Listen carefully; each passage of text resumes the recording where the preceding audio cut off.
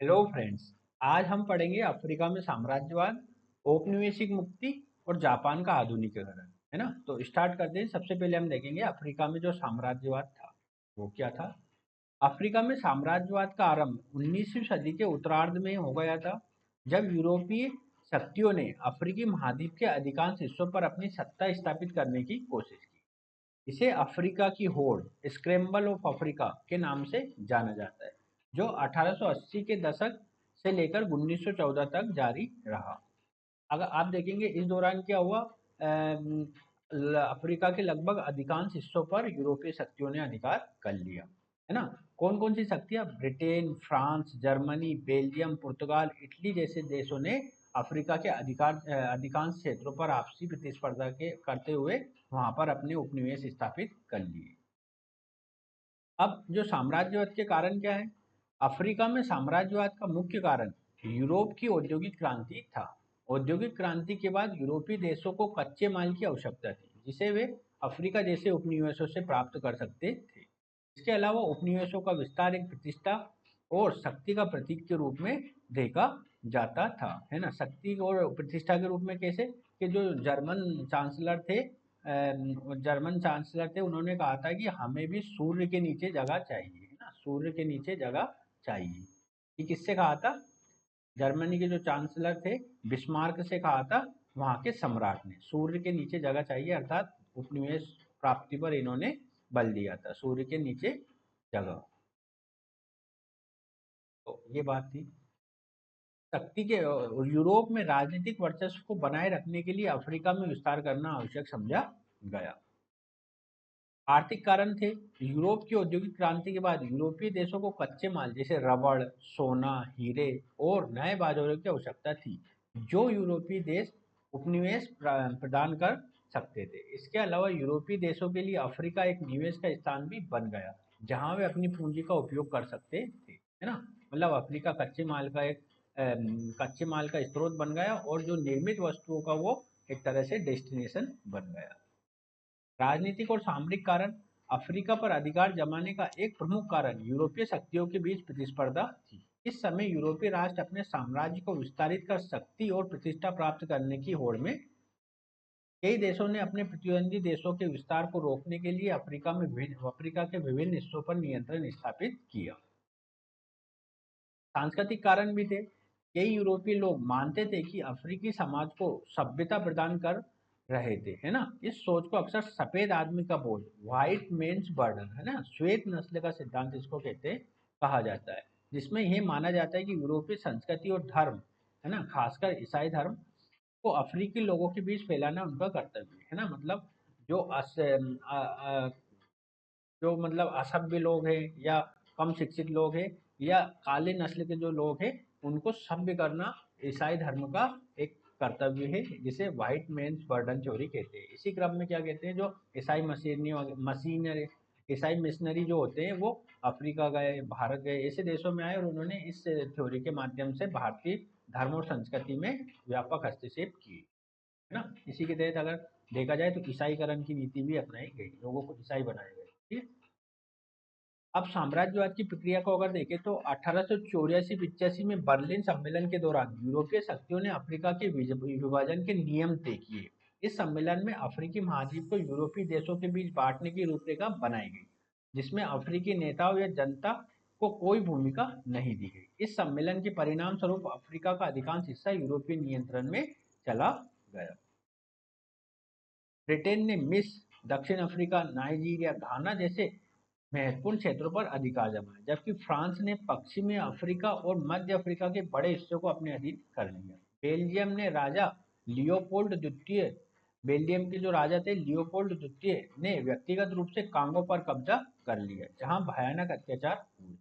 Germany और Italy ने भी कुछ क्षेत्रों पर अधिकार जमाए, लेकिन उनकी स्थिति अपेक्षाकृत कमजोर। अब साम्राज्यवाद का अगर प्रभाव अगर हम देखें तो सबसे पहले राजनीतिक प्रभाव देखा जाएगा। अफ्रीका में परंपरागत राजनीतिक ढांचे को समाप्त कर दिया गया और नए उपनिवेशवादी प्रशासनिक ढांचे स्थापित किए गए। इसने स्थानीय सरकारों और शासकों की जो ताकत है उसको कम कर दिया। है ना। आर्थिक प्रभाव को अगर देखें, अर्थव्यवस्था को यूरोपीय अर्थव्यवस्था के अनुसार पुनर्गठित किया गया, स्थानीय कृषि और उद्योगों को उपेक्षित कर दिया गया और अफ्रीका को केवल कच्चे माल की आपूर्ति करने वाले महाद्वीपों के रूप में देखा गया, महाद्वीप के रूप में देखा गया, कच्चे माल की आपूर्ति करने वाले एक महाद्वीप के रूप में इसको देखा गया। साम्राज्यवाद का अगर प्रभाव अगर हम देखें तो सांस्कृतिक प्रभाव, यूरोपीय संस्कृति, भाषा और धर्म को अफ्रीका के समाजों पर थोपा गया, जिसके परिणाम स्वरूप अफ्रीकी सांस्कृतिक धरोहर और परंपराओं का विनाश हुआ। कई अफ्रीकी समाजों ने अपनी सांस्कृतिक पहचान और मूल्यों को खो दिया। सामाजिक प्रभाव, साम्राज्यवाद ने अमेरिका में जातीय संघर्षों को बढ़ावा दिया। यूरोपीय शक्तियों द्वारा बनाई गई कृत्रिम सीमाएं जाति और जनजातीय समूह को एक दूसरे के खिलाफ खड़ा कर गई, जिसके परिणाम स्वरूप आज भी अफ्रीका में कई संघर्ष जारी है ना। तो अफ्रीका में संघर्ष अगर आप देखेंगे तो मेनली जो अफ्रीका के क्षेत्र हैं जैसे इथोपिया हो गया, कांगो हो गया, इन क्षेत्रों पे अभी भी संघर्ष बने हुए हैं। इसका क्या लिख सकते हैं हम, अफ्रीका में साम्राज्यवाद ने महाद्वीप के सामाजिक, धार्मिक और सामाजिक, आर्थिक और राजनीतिक ढांचे को पूरी तरह बदल दिया। यद्यपि 20वीं सदी के मध्य में अधिकांश अफ्रीकी देशों को स्वतंत्रता मिल गई, लेकिन साम्राज्यवाद के प्रभाव आज भी देखे जा सकते हैं। आर्थिक असमानता, राजनीतिक अस्थिरता और सांस्कृतिक विभाजन जैसे मुद्दे आज भी अफ्रीका में प्रचलित है, जो साम्राज्यवाद के दुष्प्रभाव के परिणाम स्वरूप उत्पन्न हुए थे, है ना। तो ये इनका पूरा हो जाएगा। अब हम जानेंगे हमारे अगले टॉपिक जो औपनिवेशिक मुक्ति से संबंधित है ना। औपनिवेशिक मुक्ति को देखते हैं। ये वो प्रक्रिया है जिसके तहत उपनिवेशों ने अपने औपनिवेशिक शासकों से स्वतंत्रता प्राप्त की और एक स्वतंत्र राष्ट्र के रूप में अपनी पहचान बनाई।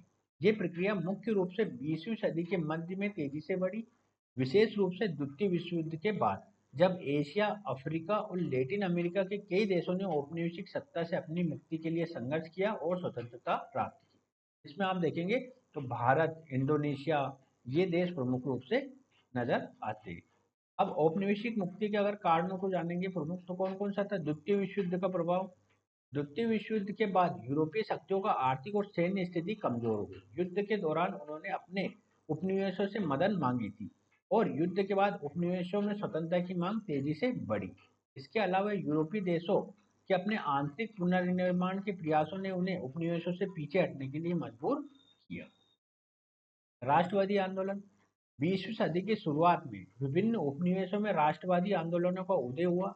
महात्मा गांधी जैसे नेताओं ने भारत में अहिंसक आंदोलन के माध्यम से स्वतंत्रता की मांग की, जबकि अफ्रीका और एशिया के अन्य हिस्सों में भी ऐसे ही आंदोलन बढ़े। इन आंदोलनों ने औपनिवेशिक शासन के खिलाफ व्यापक जन समर्थन जुटाया और स्वतंत्रता की राह खोली। संयुक्त राष्ट्र का गठन, 1945 में संयुक्त राष्ट्र की स्थापना के साथ ही उपनिवेशवाद के खिलाफ वैश्विक समर्थन बढ़ा। संयुक्त राष्ट्र के चार्टर में आत्मनिर्णय के अधिकार को मान्यता दी गई, जिसके तहत सभी देशों को यह अधिकार दिया गया कि वे अपनी सरकार और राजनीतिक भविष्य का निर्धारण स्वयं करें। साम्यवादी विचारधारा का प्रभाव, सोवियत संघ और चीन जैसी साम्यवादी शक्तियों ने औपनिवेशिक मुक्ति आंदोलनों का समर्थन किया। साम्यवाद के तहत उपनिवेशवाद को पूंजीवाद के एक रूप में देखा गया, है ना। और कई साम्यवादी विचारकों ने औपनिवेशिक शोषण के खिलाफ संघर्ष का समर्थन किया। यूरोपीय शक्तियों का कमजोर होना, द्वितीय विश्व युद्ध के बाद ब्रिटेन, फ्रांस, पुर्तगाल और नीदरलैंड जैसे औपनिवेशिक देशों को आर्थिक और सैन्य शक्तियां कमजोर हो गई। उन्हें अपनी प्राथमिकताएं बदलनी पड़ी और उपनिवेशों को बनाए रखना उनके लिए अधिक कठिन हो गया। अब प्रमुख औपनिवेशिक मुक्ति आंदोलनों में देखें तो सबसे पहले आता है भारत। भारत का क्रम सबसे पहले आता है, जो ब्रिटेन से आजाद हुआ था। भारत का स्वतंत्रता संग्राम औपनिवेशिक मुक्ति आंदोलनों का सबसे प्रमुख उदाहरण है। भारतीय राष्ट्रीय कांग्रेस, महात्मा गांधी, जवाहरलाल नेहरू, सुभाष चंद्र बोस और अन्य नेताओं के नेतृत्व में भारत ने ब्रिटिश शासन के खिलाफ लंबे संघर्ष के बाद 1947 में स्वतंत्रता प्राप्त की, है ना।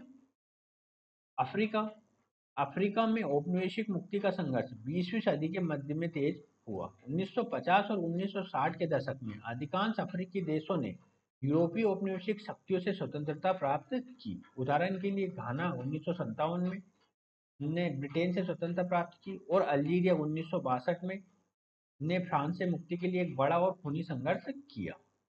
दक्षिण पूर्व एशिया को अगर देखें तो वियतनाम, मलेशिया, इंडोनेशिया जैसे देशों ने भी औपनिवेशिक सत्ता से मुक्ति के लिए संघर्ष किया।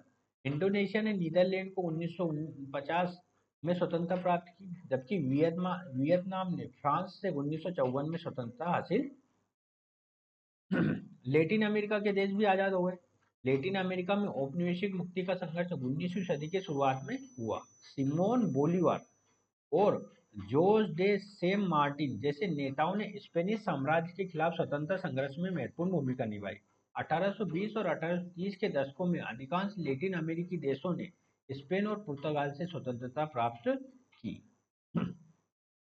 अब हम परिणाम देखेंगे औपनिवेशिक मुक्ति के क्या परिणाम हुए। सबसे पहले स्वतंत्रता और आत्मनिर्णय में वृद्धि हुई। औपनिवेशिक मुक्ति का सबसे प्रमुख परिणाम ये हुआ कि उपनिवेशों ने स्वतंत्र राष्ट्रों के रूप में अपनी पहचान स्थापित की। इन देशों को अपना राजनीतिक और सामाजिक भविष्य तय करने का अधिकार मिला। नेक्स्ट आता है सामाजिक और राजनीतिक अस्थिरता। कई देशों ने स्वतंत्रता के बाद राजनीतिक अस्थिरता, जातीय संघर्ष और तानाशाही जैसी गंभीर चुनौतियों का सामना करना पड़ा। उदाहरण के लिए कई अफ्रीकी देशों में स्वतंत्रता के बाद गृह युद्ध और सैन्य तख्तापलट की घटनाएं हुई। नव उपनिवेशवाद का जन्म हुआ। स्वतंत्रता प्राप्त करने के बावजूद कई देशों ने आर्थिक और राजनीतिक रूप से अपने पूर्व औपनिवेशिक शासकों पर निर्भरता बनाए रखी। इसे नव उपनिवेशवाद कहा जाता है, जहाँ स्वतंत्र राष्ट्रों पर अप्रत्यक्ष रूप से औपनिवेशिक शक्तियों का प्रभाव रहता है ना। अप्रत्यक्ष रूप से औपनिवेशिक शक्तियों का प्रभाव इस तरह से कह सकते हैं कि जैसे वर्ल्ड बैंक हो गया, इंटरनेशनल मॉनेटरी फंड, इन बड़ी बड़ी संस्थाएं ऐसे देशों में होती है जो वो अपने देश के आर्थिक, सामाजिक, राजनीतिक परिदृश्य के हिसाब से किसी देश के विचारों को बदल सके, है ना। जैसे अगर आप देखेंगे वर्ल्ड बैंक कहाँ पे, अमेरिका में, तो अमेरिका का प्रभुत्व बना रहता है वर्ल्ड बैंक में। अमेरिका जो चाहता है, जैसे पूंजीवादी तत्वों को लागू करना चाहता है, तो देश के ऐसे देशों को ऋण देती है वर्ल्ड बैंक और कहती है कि आप पूंजीवादी तत्वों को बढ़ावा दीजिए, है ना। तो इस तरह से वो नव उपनिवेशवाद को बढ़ावा देते हैं।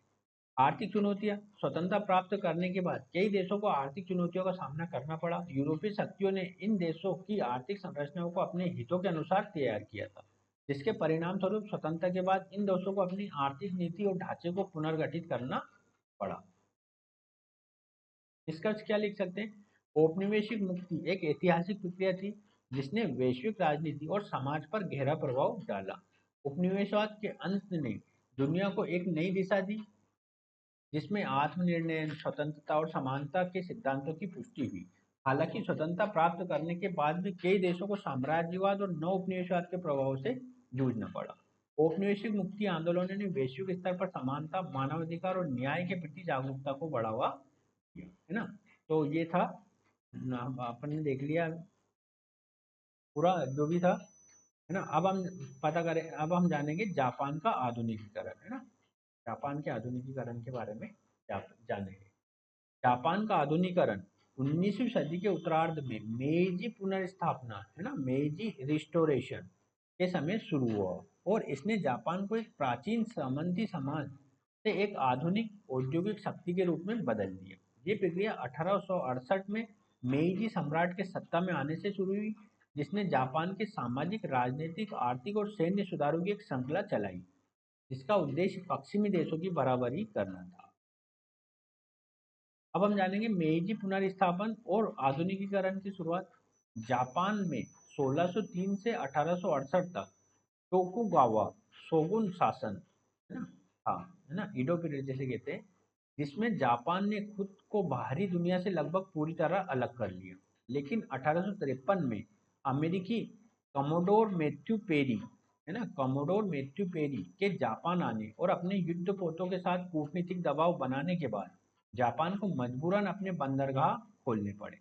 ये घटनाक्रम और अन्य विदेशी शक्तियों के साथ असमान संधियों ने जापान को ये महसूस कराया कि उसे विदेशी हस्तक्षेप से बचने के लिए खुद को मजबूत करना होगा। 1868 में मेइजी सम्राट के नेतृत्व में टोकुगावा शोगुन का अंत हुआ और सम्राट की सत्ता को पुनः बहाल किया गया। इस समय से ही जापान में तेजी से आधुनिकीकरण की प्रक्रिया शुरू हुई, जिसे मेइजी पुनर्स्थापन कहा गया। अब प्रमुख पहलू कौन कौन से? सबसे पहले राजनीतिक सुधार के अंतर्गत सामंती व्यवस्था का अंत होता है। जापान ने अपने पुरानी सामंती व्यवस्था को समाप्त कर दिया, जिसमें विभिन्न प्रांतों को डेम्पो, है ना, सामंती प्रभु जो कहते थे, द्वारा शासित किया जाता था। सभी प्रांतों को राष्ट्रीय सरकार के अधीन कर दिया गया और सम्राटों की सत्ता को सुदृढ़ किया गया। संवैधानिक सरकार 1889 में जापान ने अपना पहला संविधान अपनाया, जिसे मेइजी संविधान कहा गया। इस संविधान के तहत एक द्विसदनीय संसद, है ना, जिसे डाइट कहते थे, का गठन हुआ, जो जापान के लोगों को सीमित राजनीतिक अधिकार प्रदान करता।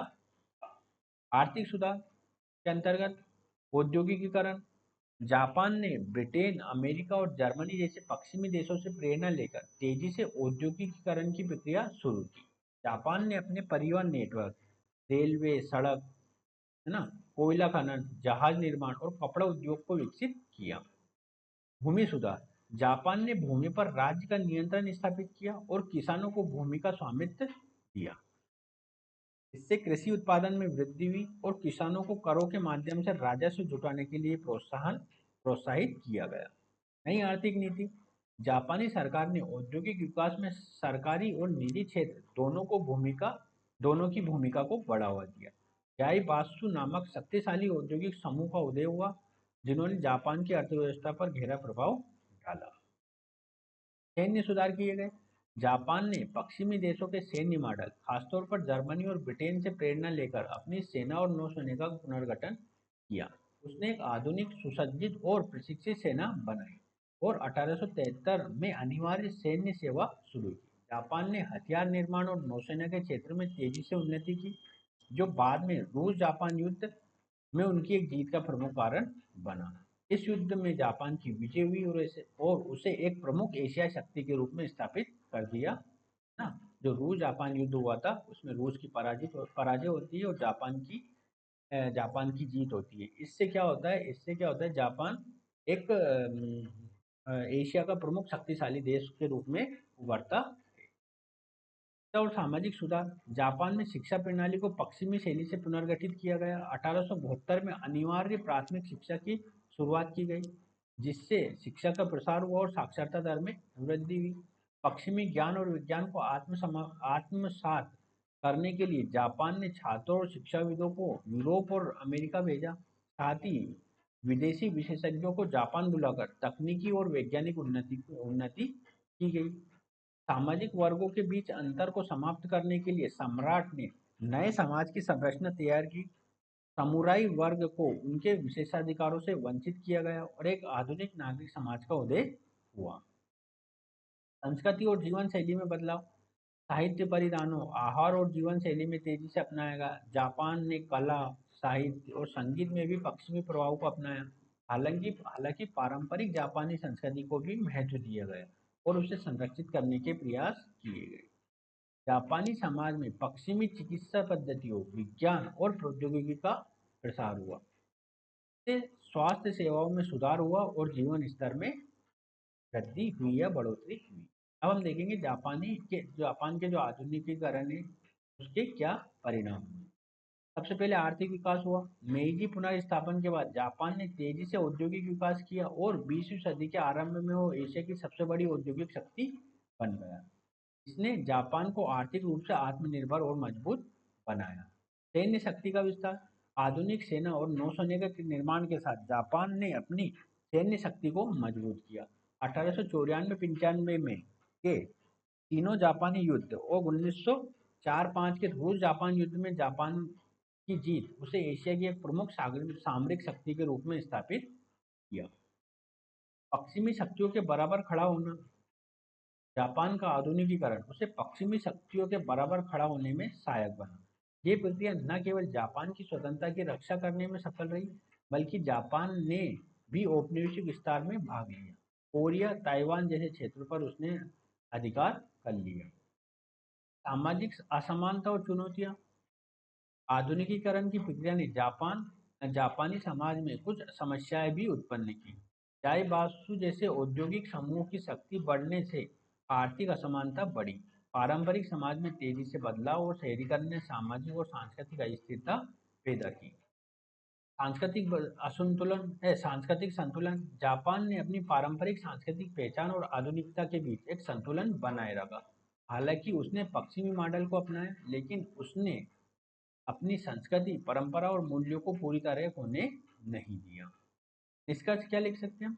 जापान का आधुनिकीकरण एक असाधारण घटना थी, जिसने एक सामंती समाज को कुछ ही दशकों में एक उन्नत औद्योगिक और सैन्य शक्ति में बदल दिया। मेइजी पुनर्स्थापन के तहत किए गए सुधारों ने जापान को अंतर्राष्ट्रीय मंच पर एक बड़ी शक्ति बनने में मदद की। इस प्रक्रिया के दौरान जापान ने पश्चिमी ताकतों से न केवल प्रेरणा ली, बल्कि अपनी अनूठी पहचान भी बरकरार रखी, जो आज भी जापान की ताकत का आधार है ना। तो ये हमने पूरा पढ़ा, जापान का आधुनिकीकरण के बारे में जाना। इसके साथ ही हम विश्व इतिहास को यहाँ पे समाप्त कर रहे हैं, है ना। विश्व इतिहास का आज ये लास्ट लेक्चर था। आपको, है ना, विश्व इतिहास के लेक्चर देखने हो तो पूरे जो पहले, इसके पहले जितने भी वीडियो बनाए और आज का वीडियो आप पूरा देखेंगे तो आपका विश्व इतिहास कंप्लीट हो जाएगा, है ना। कल से हम पढ़ेंगे भूगोल, है ना, जियोग्राफी पढ़ेंगे कल से। जियोग्राफी स्टार्ट करने वाले हैं। थोड़ा ये इंटरेस्टिंग सब्जेक्ट है तो आपको अच्छा लगेगा। ठीक है, तो अगले वाले वीडियो में जियोग्राफी के साथ मिलेंगे। तब तक के लिए नमस्कार।